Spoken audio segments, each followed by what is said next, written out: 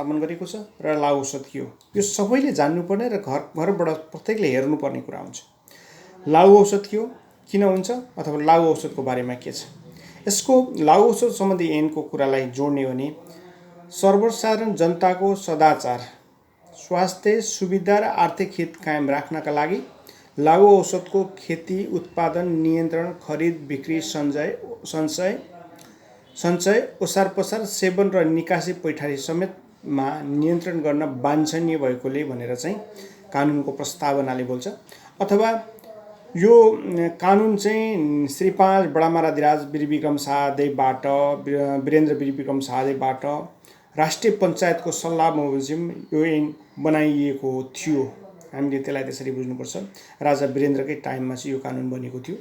त्यो कानुनको संशोधन 2055 सालमा भयो। अब अरू कुरा त्यो कानुनमा के छ त। अब कानुनसँग नेपालमा लागु औषध निकासी पैठारी गरी विदेशमा बसी व्यापार गर्ने नेपाली नागरिक वा विदेशीलाई समेत यो कानुन लागु हुनेछ भनेर चाहिँ यसको क्षेत्राधिकार चाहिँ जोडेको छ। अब यसलाई जोड्ने भने, यसरी जोडेको कानुनलाई हामीले सरसर्ती हेर्ने भने चाहिँ लागु औषध भन्नाले के बुझिन्छ भने गाँजा, औषधि उपयोगी गाँजा, अफिम, तयारी अफिम, औषधि उपयोगी अफिम र कोकाको झार र पात समेतलाई यसले गाँजा अथवा गाँजाको रूपमा अथवा लागु औषधको रूपमा मानेको छ। हामीले हेरौँ, गाँजा भन्नु एक नम्बर गाँजा भयो, दोस्रो औषधि उपयोगी गाँजा, अफिम, तयारी अफिम, औषधि उपयोगी अफिम, कोकाको झार पात आदिलाई जनाउँछ।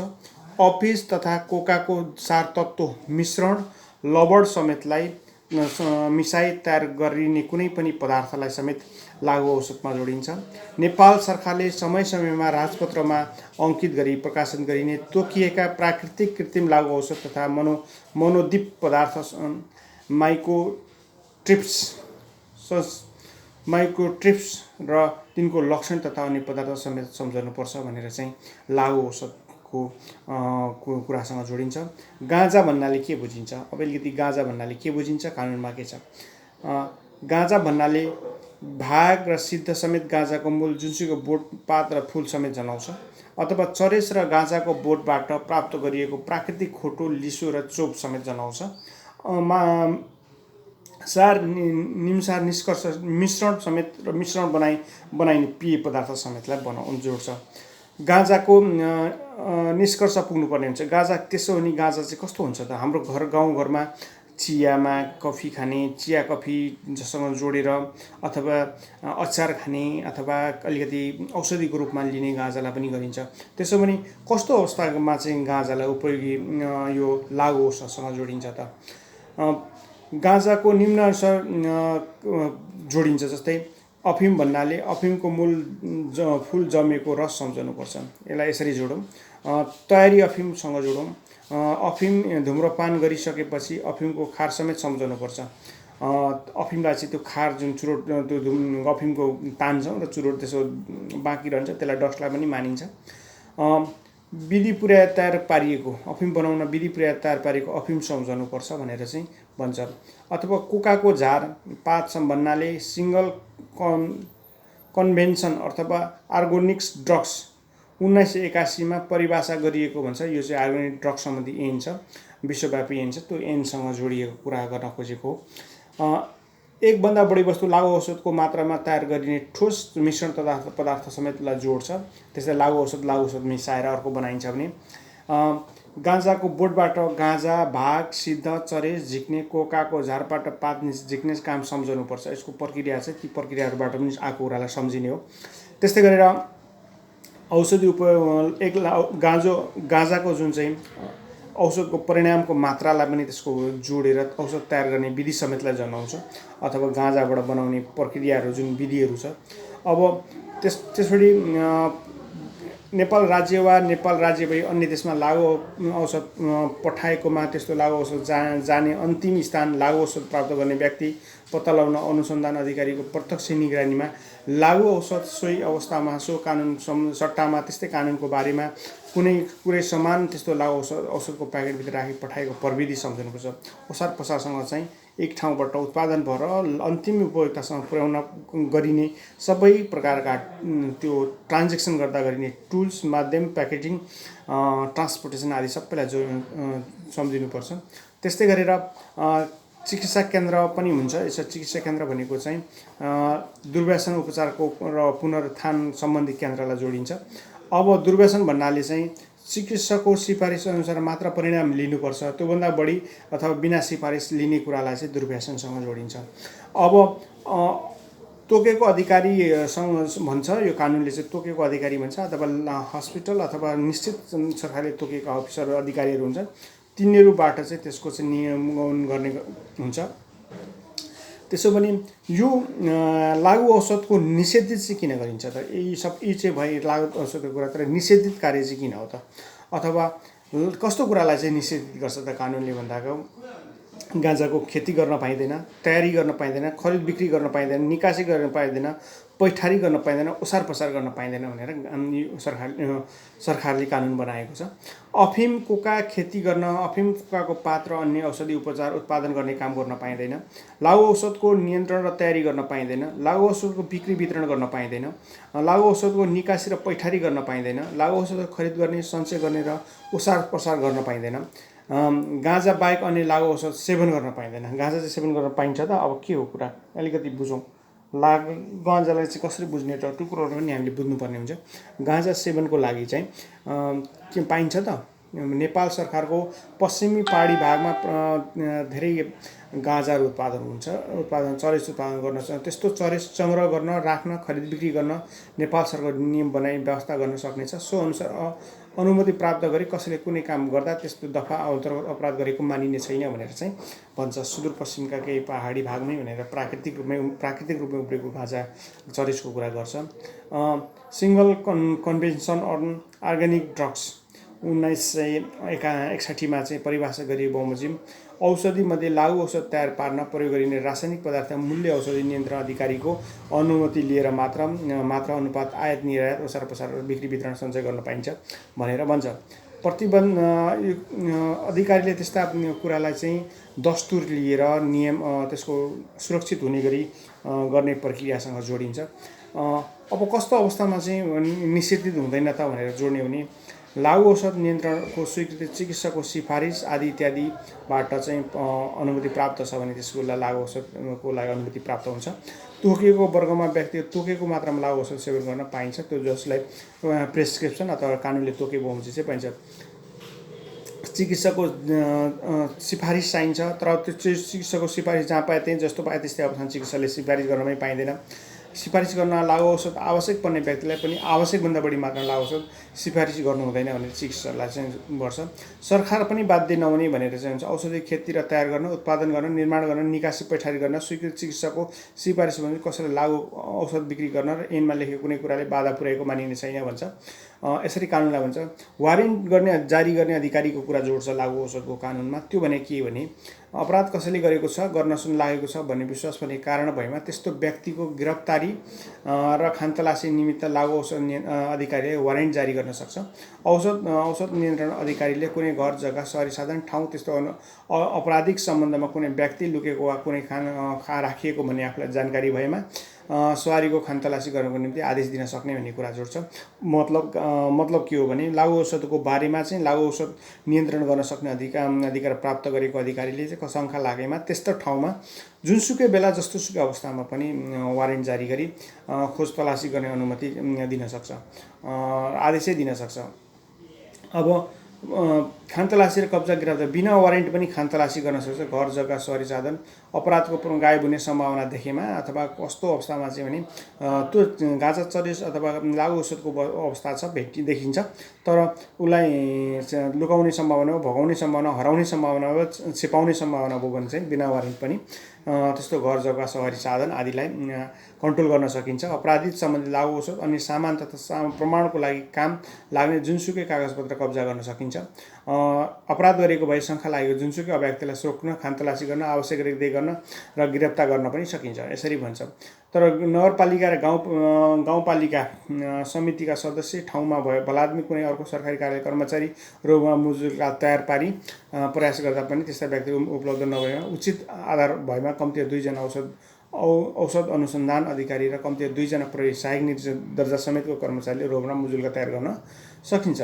आर्थिक कारोबारको रिपोर्ट माग्नाले त्यस्तो अवस्थामा कस्तो ठाउँमा कति कारोबार भएको छ त्यसको रिपोर्टमा अन्तर्राष्ट्रिय सङ्गठनमा कुनै ब्याङ्क तथा वित्तीय संस्थामा खाता खोलेको रहेछ भने त्यस्ता कारोबारीहरूले त्यसको आर्थिक अवस्थाको डिटेल पनि लिन सक्छ।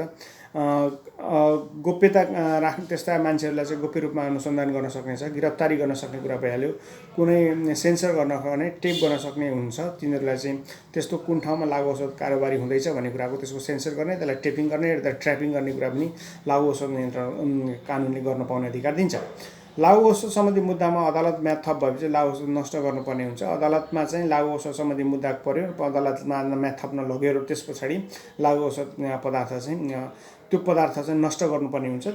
जो नष्ट गर्ने प्रक्रिया चाहिँ 3 ग्राम लागु औषधको नमुना राखी बाँकी लागु औषध जिल्ला अदालतको प्रतिनिधि, स्थानीय जिल्ला प्रशासन कार्यालयको प्रतिनिधि, स्थानीय नगरपालिका गाउँपालिका प्रतिनिधि समेत रोभरमा मुद्दा म्याद थप अदालतमा पेश भएको 15 दिन नष्ट गर्नुपर्छ भनेर चाहिँ भन्छ। तर यो अवस्था कति अवस्थामा चाहिँ हुँदैन। लागु औषध नष्ट गरेको लगत राख्नुपर्ने, लागु औषध नष्ट गर्दा सम्बन्धित अधिकारीले लागु औषध किसिम र परिणाम सम्बन्धी लगत राख्नुपर्ने हुन्छ। कस्तो प्रकारको लागु औषध प्राप्त भएको थियो, कस्तो अवस्थामा चाहिँ छ। औषधि बनाउनको लागि नेपाल सरकारले लागु औषध उपलब्ध गराउन सक्ने, फेरि औषधि प्रयोजनको लागि चाहिँ नेपाल सरकारले लागु औषधको वस्तुहरू नै, कच्चा पदार्थ नै उपलब्ध गराउन पनि सक्छ। त्यो चाहिँ औषधि प्रयोजनको लागि मात्रै, जनताको हितको लागि, जनहितको लागि प्रमाणको पेश गर्न सकिने। अब कहिलेकाहीँ के हुन्छ भने कागज लागु पदार्थ सन्धि कारोबारीहरूको लागि चाहिँ कागजहरू प्रमाणहरू जुटाउनको लागि चाहिँ अनुसन्धानकर्ताले गर्न सक्छ। प्रमाणको भार चाहिँ यो कुनै व्यक्तिमा साथमा कुनै लागु औषध भेला परेको, निजको खेती गरेको जग्गामा गाँजा अफिम कोका खेती भइरहेको सोको कुरा प्रमाण फेला परेमा वा लागु औषधको निर्माण उत्पादन निमित्त चाहिने केही विधि पुगिसकेको कुनै पदार्थ फेला परेमा वा कुनै पदार्थमा लागु औषध उत्पादन गरिसकेपछि सो पदार्थको बाँकी रहेको केही कसर निजको साथमा रहेको फेला परेमा त्यस्तो पदार्थ निजले सो सम्बन्धीको कुरा प्रमाण निजले पेश गर्नुपर्ने हुन्छ। त्यस्तो प्रमाण पेश गर्न नसकेमा, अन्यथा प्रमाणित भएमा बाहेक निजले त्यसको उसले आफूले प्रमाणित गर्न नसकेन भने त्यो चाहिँ सजायको भागीदार बन्छ। अब दण्ड के छ त? लागु औषध सम्बन्धी दण्ड यो विशेष स्पेसल कुरा हो। गाँजा सेवन गर्ने व्यक्तिलाई 1 महिना कैद र 2000 रुपियाँ जरिमाना हुन्छ नि। तर चिकित्सक केन्द्रमा 1 महिना उपचार गराउने गरी जिम्मा लिने व्यक्ति वा संस्थाले गाँजा कागज गरिदिएमा त्यस्तो व्यक्ति सम्बन्धित 15 दिनमा उक्त चिकित्सा केन्द्रमा उपचार भई रहेको प्रतिवेदन पेश गरी मुद्दा हेर्ने अधिकारीले त्यस्ता व्यक्तिलाई सजाय नगर्न पनि सक्छ। 25वटा बोटसम्म गाँजाको खेती गर्ने व्यक्तिलाई 3 महिनासम्म कैद र 30,000 रुपियाँसम्म जरिमानाको कुरा छ। 25,000 बोटभन्दा बढी गाँजाको खेती गर्ने व्यक्तिलाई 3 वर्षसम्म कैद वा 5,000 रुपियाँसम्म जरिमाना देखि 25,000 जरिमानाको कुरा व्यवस्था छ। गाँजा उत्पादन, तयारी, खरिद, बिक्री, वितरण, निकासी, पैठारी, ओसार पसार तथा सञ्चय गर्ने व्यक्तिलाई 50 ग्रामसम्म भए 3 महिना कैद र 30,000 रुपियाँ जरिमाना, 50 ग्रामदेखि 500 ग्रामसम्म भए 1 महिनादेखि 1 वर्षसम्म कैद र 1,000 रुपियाँ र 1,000देखि 5,000 रुपियाँ जरिमाना, 500 ग्रामदेखि 2 किलोग्रामसम्म 6 महिनादेखि 2 वर्षसम्म कैद र 2,000 रुपियाँदेखि 10,000 रुपियाँसम्म जरिमाना, 2 किलोग्रामदेखि 10 किलोग्रामसम्मको भए 1 वर्षदेखि 3 वर्ष कैद र 5,000 रुपियाँ जरिमाना, 5,005देखि 25,000सम्म जरिमानाको कुरा गर्छ। 10 किलोग्राम माथि जतिसुकै भए तापनि 2 वर्षदेखि 10 वर्षसम्म कैद र 15,000 रुपियाँदेखि 1 लाख रुपियाँसम्म जरिमानाको कुरा जोडिन्छ। अफिम, कोका वा सोबाट बनेको लागु औषधको सेवन गर्ने व्यक्तिलाई 1 वर्षसम्म कैद र 10,000 रुपियाँ जरिमाना हुन्छ। तर चिकित्सा केन्द्रमा 3 महिनासम्म उपचार गराउने गरी जिम्मा लिने व्यक्ति संस्थाले कागज गरिदिए 15 दिनमा चिकित्सा केन्द्रमा उपचार गराइ पाउनको लागि पनि उसले चाहिँ निवेदन दिई त्यो अधिकारीले, समुदाय हेर्ने अधिकारीले त्यस्ता व्यक्तिलाई सजाय नगर्न पनि सक्छ।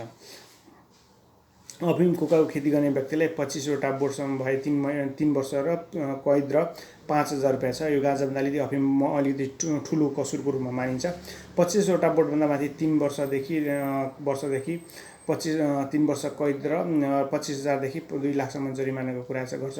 अफिम कोका सोबाट बनेको लागु औषध सेवन खेती गर्ने कार्य बाहेक अन्य निषेधित कार्य गर्ने व्यक्तिलाई 25 ग्रामको कारोबार गर्ने व्यक्तिलाई 5 वर्ष 10 वर्षसम्म कैद र 5,000देखि 25,000 जरिमाना। 25 ग्रामदेखि 100 ग्रामसम्मको कारोबार गर्नेलाई 10 वर्षदेखि वर्षसम्म कैद र 75,000 रुपियाँदेखि 2 लाखसम्म जरिमानाको कुरा छ। अब 100 ग्रामदेखि माथि जतिसुकै परिमाणको कारोबार गर्ने व्यक्तिलाई 15 वर्षदेखि जन्म कैद र 5 लाख रुपियाँसम्म र 25 लाख रुपियाँसम्म जरिमानाको कुरा छ। अब जटिल बन्दै गएको छ। यसरी नेपाल सरकारले समय समयमा राजपत्रमा उल्लेख गरिसकेका तोकिएका प्राकृतिक कृत्रिम लागु औषध मनोदी पदार्थ तिनको लक्षण तथा पदार्थ समेत पेटिएमा तिनीहरूलाई पनि लागु औषधमा जोडी कारबाही गराउन सक्छ। माथि अब यसरी लागु औषधको आफ्नो घर जग्गा सहरी साधन निषेध छन् भने पनि तिनीहरू सबै सरकारको कब्जामा हुन्छ। रेल हवाईजहाज र पानी जहाजदेखि बाहेक अरू सवारी साधन कब्जामा लिन सक्छ। बारम्बार अपराध लागु औषध सम्बन्धी अपराध गर्ने छ भने उसलाई थप सजाय हुन्छ। अपराध गर्न, षड्यन्त्र गर्ने, दुरुत्साहन गर्ने र दुरुत्साहन उकसाहट हतियार हुनेलाई पनि सजायको षड्यन्त्र गर्ने, उद्योग गर्ने सोही अपराध गरे बापत हुने सजायको आधी सजाय हुन्छ। लागु औषधको विश्वासपरी अनि पदार्थ कारोबार गर्नेलाई पनि त्यो विश्वासमा कसैले धानको पिठो छ त्यसमा चाहिँ हिरोइन भनेर कसैले लागु पदार्थ भनेर कसैलाई पठाएर बेचेर प्रभाव पर्यो भने त्यस्तोलाई चाहिँ पनि सजाय हुन्छ। त्यो झुक्याउन पार्नु हुँदैन। अपराधी सरसामान जफत हुने हुन्छ। लागु औषधमा जोडिएका सरसामानहरू यस सजाय अन्तर्गत आपराधिक सम्बन्धी सबै लागु औषध नियन्त्रण सम्बन्धी प्रयोग गरिएका सबै माल सामान नियन्त्रण तथा जफत हुनेछन्। यस्तो लागु औषध खरिद ओसार पसार गर्ने प्रयोग गरिएका रेल र हवाईजहाज बाहेक जुनसुकै सरसामान समेत चाहिँ हुन्छन्। सम्पत्ति पनि जफत हुने कुरा हुन्छ। घर विपरीत कारिगरी गरेको छ त्यस्तो कमाएको श्री सम्पत्ति जे छ ब्याङ्क एकाउन्टमा छ भने अथवा सब त्यही गरेर छ भने त्यस्तै गरेर लागु औषध सम्बन्धी कसैले खाइरहेको छ लिइरहेको छ भने त्यसको सूचना दिनेलाई पनि उपहार र पुरस्कार दिने कानुन छ। जरिमानाको 20% रकम पुरस्कार स्वरूप दिनेछ भनेर चाहिँ भन्छ। सजाय छुटिने प्रचलित कानुन जुन कुरा लेखिएको भए तापनि यस अन्तर्गत सजाय हुने कुनै लागु औषधको कारोबार स्वयं गरेको गिरोह र अन्य कुनै गिरोहको बारेमा जानकारी दिए, सुराग दिए, सो सम्बन्धमा मुख्य अपराधी पत्ता लगाई दिई पक्राउ गर्ने सहयोग गर्ने व्यक्तिलाई निज अपराधको संलग्न भए पनि जो चाहिँ 2-4 जना छन् सुइको दिने अथवा सुराकी दिनेलाई पनि अभियोगमा माग्दा मुद्दा हेर्ने अधिकारीले पनि सोही अनुसार सजाय छुट दिन सक्नेछ। अब कुनै पनि कर्मचारीले लागु औषधको कारोबार मुद्दा हेर्ने अधिकारीबाट दण्ड जरिमाना भएपछि त्यस्तो अपराधीको 20% रकम लागु औषध नियन्त्रण अनुसन्धान कार्यालय कर्मचारीले नेपाल सरकार पुरस्कार सब दिनेछ भनेर पनि भन्छ। चिकित्सा केन्द्रलाई जरिमाना केही रकम उपलब्ध गराइने भन्छ। जरिमानाको चाहिँ चिकित्सा केन्द्रहरूमा पनि उपलब्ध गराउन सकिन्छ। मुद्दा नचल्ने सजाय छुट दिने अधिकार पनि छ। गाँजा औषधि अफिम खरिद गरेको सेवन गरेको फेला परेमा पहिलोपल्ट भए औषधि नियन्त्रण यस्तो व्यक्तिको गलत राखी त्यस्तो अपराध नगरेमा त्यस्ता व्यक्तिलाई थोरै मात्रामा छ भने मुद्दा नचलाउन सक्ने अवस्था पनि रहन्छ। उपचारको अवस्थामा रहेकोलाई कारबाही नहुने पनि भनेर चाहिँ कानुनले भन्छ। यसरी लागु औषध नियन्त्रण अधिकारी अवैध नियन्त्रण सम्बन्धी प्रशासनको व्यवस्थाको कुरा जोड्छ। मुद्दा हेर्ने अधिकारी पुनरावेदन पनि जान सक्छ। यदि जिल्लामा अदालतमा मुद्दा चलिरहेछ र जिल्ला अदालतले हारेर चित्त बुझेन भने पुनरावेदन पनि जान सक्ने हुन्छ। अनुसन्धान अधिकारी काम कर्तव्य अधिकार छ। उनीहरूले राम्ररी काम गर्ने कुरा, वैज्ञानिक गोबर हात हतियार साथमा लिन सक्ने कुरा, सरकारवादी हुने, यो मुद्दा चाहिँ सरकारवादी हुन्छ र सरकारी मुद्दा सम्बन्धी 2017 को अनुसूची 1 मा समावेश गरिए अनुसार हुन्छ। असल नियतले गरिएको कामलाई चाहिँ सजाय नहुने कुरा जोड्छ र म्याच सम्बन्धी कुरा चाहिँ लागु औषध अनुसन्धानको सिलसिलामा पक्राउ परेको व्यक्तिलाई मुद्दा हेर्ने अधिकारीले एक पटकमा 1 महिनासम्म नबढाइ बढीमा 3 महिनासम्म प्रहरी हिरासतमा राख्न म्याद थप गर्न सक्ने अवस्था रहन्छ। यसरी हेर्दाखेरि लागु औषध नियन्त्रण ऐन सम्बन्धीको कुरा जोड्दा चाहिँ के भन्छ भने यो गैर जिम्मेवारी गलत कार्य मानिन्छ। सेवन पनि गर्नु हुँदैन र यसलाई ओसार पसार पनि गर्नु हुँदैन र उत्पादन र त्यसको बिक्री वितरण र मिसावट गर्ने समेत गर्नु हुँदैन अथवा झुक्यानमा पार्ने गरी लागु औषध हो भन्ने अरूको वस्तु बेच्ने काम पनि गर्नु हुँदैन। यस्ता सबै कार्य गरेमा चाहिँ लागु औषध सम्बन्धी कानुन चाहिँ लागु औषध कानुन नै कडा कानुन हो। यो कानुन चाहिँ जन्मकैदसम्मको अवस्था तयार हुन्छ। त्यसकारणले हामीले हाम्रा छोराछोरी, हाम्रा दाजुभाइ, हाम्रा दिदीबहिनीहरू अथवा संसारभरि रहेका भएका नेपालमा र संसारभरिका मानिसहरूले लागु औषध सेवनको यो गैर जिम्मेवारी र गैर कानुनी कार्य र कानुनले कारबाही गर्ने प्रकारका हुने हुनाले यस्ता प्रकारका कोका, अफिम, गाँजा, चरेस, हेरोइन, ब्राउन सुगर आदि जे जे नामले गरिन्छ यी सबै प्रकारका चाहिँ लागु औषध चाहिँ कारोबार गर्नु हुँदैन। यस्तो कारोबार गरेमा जेल बस्ने निश्चित छ। त्यस कारणले यस्तो लागु औषध सम्बन्धी ऐनमा चाहिँ 2033 को संशोधन 2033 को संशोधन 2055 लाई पनि हेर्नुपर्ने हुन्छ। लागु औषध ऐन 2033 को संशोधन 55 ले चाहिँ यो कुरा व्यवस्था गरेको छ। लागु औषध भनेको कारोबार, सेवन, उत्पादन, मिसावट अथवा झुक्यानमा पारेर लागु औषध हो भने बेच्नु सम्पूर्ण प्रोसेस गैर कानुनी हुन्छ। त्यो कानुन मुताबिक हुन्छ र यो जटिल प्रकारको कानुनी हुन्छ र यो सरकारवादी भई चल्ने मुद्दा हुन्छ। नमस्कार।